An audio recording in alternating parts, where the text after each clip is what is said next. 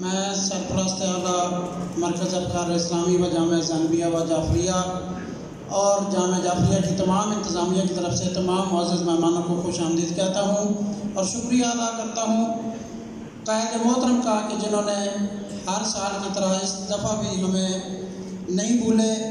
اور انہوں نے آپ کے لیے ایک پیغام دے کر بھیجا۔ فرما رہے ہیں کہ نہج البلاغہ کی اہمیت روز روشن کی طرح بالکل واضح ہے۔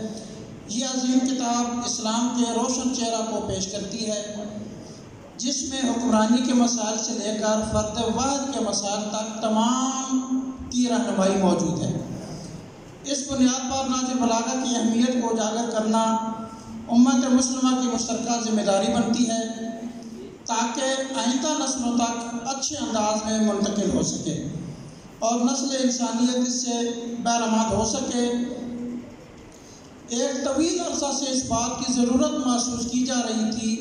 کہ پاکستان اور اس سے باہر مقیم اردو دان افراد اس عظیم کتاب کا بہتر انداز میں ان کے سامنے تعارف کروایا جائے۔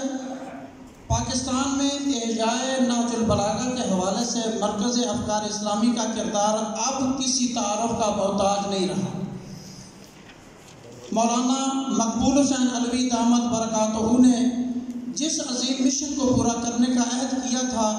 وہ الحمدللہ مکمل ذمہ داری اور محنت سے اس مشن کی تکمیل میں کوشاں ہے۔ مرکز افکار اسلامی کے زیر اہتمام پاکستان اور دیگر ممالک میں تقریباً سال بھر نہج البلاغہ کے تعارف اور اہمیت کے حوالے سے پروگراموں کا سلسلہ جاری رہتا ہے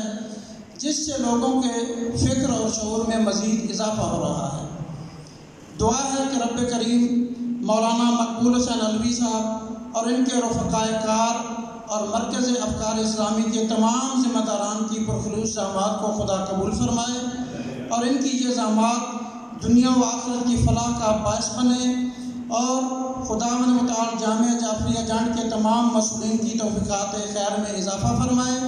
یہ تھا قائد محترم کے نظریات حجت الاسلام علامہ مقبول حسین علوی صاحب کی خدمات کے بارے میں، اور ایک بزرگ شخصیت مفسر قرآن حضرت آیت اللہ شیخ محسن علی نجوی کا بھی ایک نظریہ میں قبلہ صاحب کے بارے میں بیان کر کے قبلہ صاحب کو دعوت دیتا ہوں۔ وہ ایک بھرے اجتماع میں ارشاد فرما رہے تھے کہ پاکستان میں جس طرح حجت الاسلام علامہ مقبول حسین علوی صاحب نے نہج البلاغہ کا احیاء کیا ہے، اس کے بارے میں جتنے کارہائے خیر انجام دیے ہیں، مختلف ممالک میں بھی یہ کار خیر پہنچا ہے،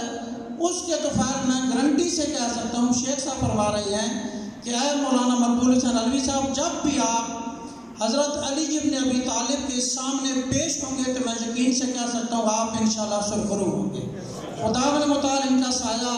ہمارے سروں پہ قائم و دائم فرمائے اور ہمیں نہج البلاغہ سے استفادہ کرنے کی توفیق عطا فرمائے۔ اور میں تمام معزز مہمانوں کا شکریہ ادا کرتا ہوں اور حجت الاسلام علامہ عاشق حسین نقوی صاحب کو بھی اس جامع کی آمد پر